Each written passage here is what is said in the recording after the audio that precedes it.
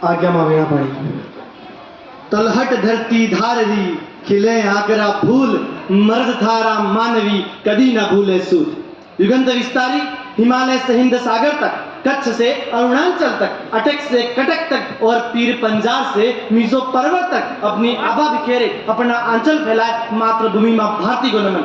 सूर्य सी तेज फैला रहे प्रतिभागियों की आभा बिखेर रहे मंचासीन अतिथि और राष्ट्र भक्ति से ओतप्रोत सभी सभासद ग्रंथों को भक्ति शक्ति और ज्ञान की भूमि और भारतीय इतिहास में स्वतंत्रता का पर्याय मेवाड़ से उदयपुर का प्रतिनिधित्व करते हुए धीरज चौबीसा का आप सभी को आदर और प्रणाम। 15 अगस्त 1947 से 2023 आजादी के 76 वर्ष पूर्ण कर 77वें वर्ष में प्रवेश। लेकिन इतने वर्षों में हम गिरे, हम उठे, हम संभले। इतने अगातों, इतने षड्यंत्रों और इतने प्रयत्न के बाद हमने एक बहुत लंबा गौरवान्वित सफर तय किया। आज से सटीक 1 वर्ष 9 दिन पूर्व हमारे विशिष्ट यशस्वी प्रधानमंत्री द्वारा एक ध्येय दिया गया।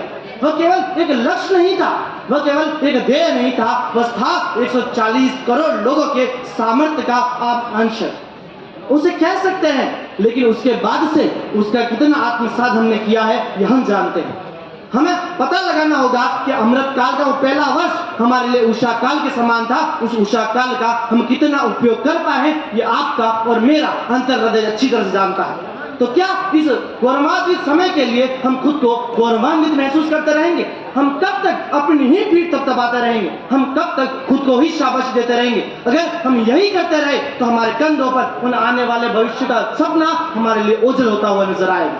हमारी संस्कृति हमें जो कालखंड के साथ नित्य नूतन स्वीकारने की परंपरा सिखाती है, हमें उसका अनुसरण करना होगा। मान्यवर, मैं बताना चाहता हूं कि जब मैं इस मंच से या आप इस मंच से विकसित भारत कहें तो हमारे रोम रोम में राष्ट्रभक्ति की ज्वाला जल उठनी चाहिए। जब हम कहें कि राष्ट्र विकसित होगा, हमारे अंदर आत्महीन की भावना नहीं होनी चाहिए। हमें एक साथ मिलकर राष्ट्र के लिए आगे चलना चाहिए। मैं आपको ले जाता हूं 1930 और 1942 के दांडी मार्च यात्रा और भारत छोड़ो आंदोलन। उन 13 वर्षों में हमारे आजादी के दीवानों का एक ही लक्ष्य था, एक ही ध्येय था, एक ही दृढ़ संकल्प था। आजादी से कुछ भी कम नहीं, स्वराज से एक कदम भी कम नहीं। और हमने आजादी पाई, उन्हीं आधारशिला, उसी नींव पर आज हम खड़े हैं। वही शक्ति, वही धैर्य, वही साहस आज हमारी युवा शक्ति के अंदर हमें प्रण करना होगा, आत्मसात करना होगा। तभी हम सही मायनों में आगे बढ़ते हुए नजर आएंगे। क्या हम सही मायनों में विकसित हो रहे हैं? इसका उत्तर हमें हाँ में देना चाहिए, क्योंकि हम जानते हैं हमें अगर मटेरियल पावर बनना है, अगर हमें इस विश्व का सिरमौर बनना है तो हमें विश्व में चिंगार दगार कहना होगा। क्योंकि यह विश्व नहीं सुनता निर्बल जन के शांत प्रवचन, यह शीश झुकाता है उसको जो कर सके रिपुशीष मर्दन। जब विकसित भारत की बात करें तो विरासत को कैसे छोड़ सकते हैं? ये एक ही सिक्के के दो पहलू हैं, क्योंकि अगर एक तराजू में तोला जाए तो दोनों बराबर उतर रहे हैं। मैं चाणक्य नीति पढ़ता था तो चाणक्य नीति में मैंने पढ़ा था कि एक राष्ट्र सर्वश्रेष्ठ राष्ट्र तब बनता है जब वह अपने जीवन मूल्यों, अपने राष्ट्र परंपरा के निर्वहन में सक्षम है। में एक राष्ट्र गौरवशाली तब बनता है जब वह उसका प्रत्येक नागरिक राष्ट्र हित को चरितार्थ करने में सक्षम व सफल हो।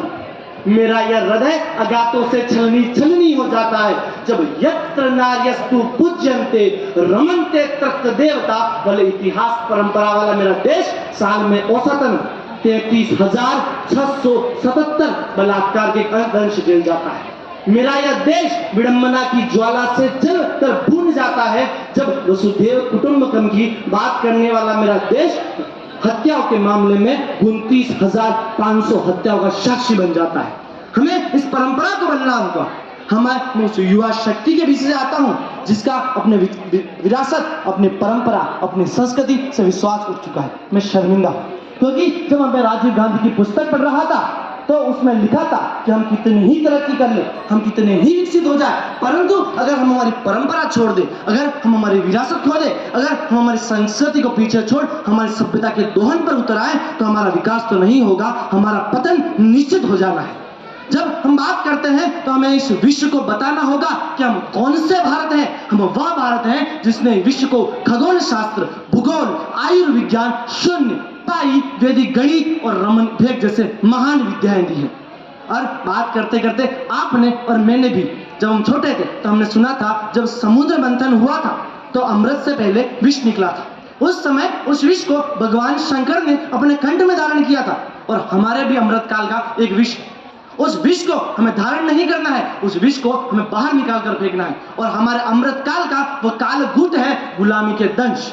हमारे प्रत्येक नागरिक, बालक, युवा, वृद्ध, प्रत्येक को अपने चहुओर से, अपने चेतन अचेतन मस्तिष्क से उस आजादी के दीवानों को याद कर उन गुलामी के दंश को बाहर निकाल फेंकना होगा और मानव को अपनी स्व महिमा में पुनः स्थापित करना होगा।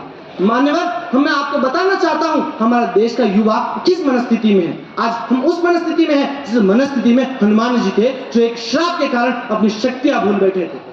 आज मैं आपको और आप मुझे अपना जामवंत समझ अपनी अपनी अपरिमित शक्तियों को जागृत करते हैं और राष्ट्र हित में लगाते हैं। फिर कौन कहता है हम उस गति से आगे नहीं बढ़ सकते जिस गति से हम बढ़ना चाहते हैं।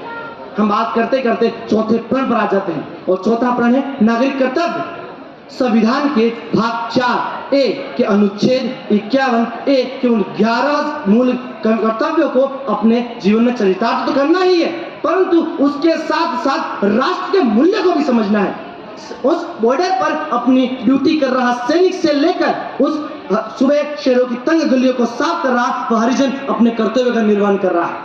कोई नागरिक सड़क पर चलता चलता अगर उस कूड़े को उठाकर कूड़ेदान में डाल रहा है, वो अपने कर्तव्य का निर्वहन कर रहा है। आप में से कोई युवा अगर यहाँ से यहाँ आकर अगर बात करता है, वो अपने कर्तव्य का निर्वहन करता है। अंतिम शब्दों में जाते जाते कहना चाहूंगा, हम उस देश के वासी हैं जहाँ कुरुक्षेत्र में उपदेश देकर एक सारथी धर्म की विजय करवा देता है। हाँ, मैं उसी कृष्ण कन्हैया की बात कर रहा हूँ। हम उस देश के वासी हैं जहाँ पर एक अबोध बालक को ब्राह्मण द्वारा शिक्षा देकर राष्ट्र का सर्वश्रेष्ठ सम्राट बना दिया जाता है। हाँ, मैं उसी कौटिल्य और चंद्रगुप्त की बात कर रहा हूँ। और हाँ, हिंदू संप्रदाय की रक्षा के लिए गुजरात में उस मुस्लिम पीर द्वारा उफनते हुए दरिया में अपनी नाव उतार देना, मैं उसी पीर दरिया की बात कर रहा हूँ। हमारे देश में 9 धर्म, 3000 जातियां, 25,000 उपजातियां, 425 संप्रदाय, 48 धर्म, 424 गोत्र, और इन सब से ऊपर हम भारतीय हैं।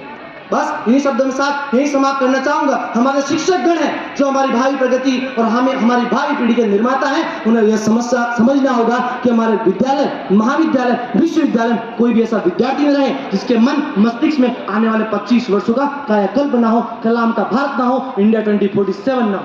हमें अपने अंदर चरितार्थ करना होगा। इसी बात अपनी वाणी को यही विराम दूंगा। यह पवन परम अटल देख, यह देख बुझा का बल था, तू तल बेड़िया तोड़ कहीं, रोकेगा तुझको कौन यहाँ, डगमग धरणी पर दमित जेज, सागर पोने सा उठे डोल, उस जाग अब समय शेष नहीं, भारत माँ के शार्दुल बोल, भारत माँ के शार्दुल बोल। जय हिंद, धन्यवाद, आभार, आदर, धन्यवाद। बहुत बहुत बधाई।